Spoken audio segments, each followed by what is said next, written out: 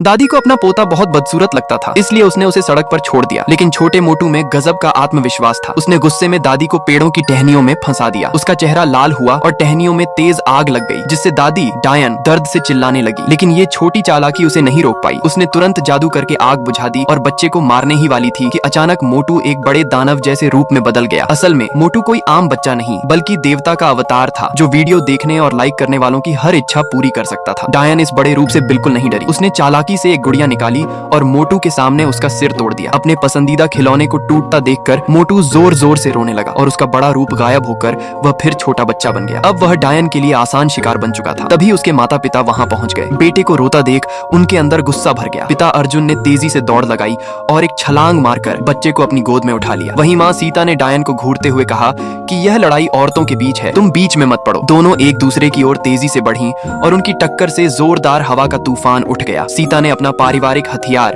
एक छोटा चाकू निकाला। वहीं डायन ने भी अपना खतरनाक हथियार निकाला। सीता के हर वार जानलेवा थे, लेकिन डायन बड़ी चालाकी से सब बचा गई। फिर डायन ने एक जोरदार वार किया और सीता को दूर फेंक दिया। सीता ने अपने हथियार को देखा और मजाक में कहा, लगता है हमारे पूर्वजों ने हमें बेवकूफ बनाया है। फिर अर्जुन की मदद से सीता ने छलांग लगाई और आखिरकार डायन का हथियार गिरा दिया। लेकिन रिश्तेदारी का लिहाज करते हुए सीता उसे मारना नहीं चाहती थी। तभी डायन ने मौका पाकर एक रहस्यमयी पाउडर फेंका, जिससे सीता बेहोश हो गई। अब अर्जुन का गुस्सा फूट पड़ा। उसने अपनी शक्ति से राक्षस की आंख बुला ली, जिससे डायन हिल भी नहीं पाई और उसे सीधे नर्क में भेज दिया। जब अर्जुन सीता को लेकर घर पहुंचा, तब तक जहर पूरे शरीर में फैल चुका था। यहाँ तक कि सीता के पिता, जो एक बड़े डॉक्टर थे, भी कुछ नहीं कर पाए। हालत और खराब तब हो गई जब घर के सभी लोग उसी जहर का शिकार हो गए। अर्जुन पूरी तरह टूट गया। उसकी आंखों में आंसू आ गए। छोटा मोटू भी रोने लगा। तभी अर्जुन ने देखा कि मोटू के हाथ में डायन का हथियार है। असल में लड़ाई के दौरान वह जमीन पर गिर गया था और मोटू ने उसे उठा लिया था। अर्जुन ने उस हथियार को पहचाना। उसका नाम था पुनर्जन्म चक्र, जो समय को पलट सकता था, पर इसकी कीमत बहुत भारी थी। अर्जुन ने एक दर्दनाक फैसला लिया। उसने उसी हथियार से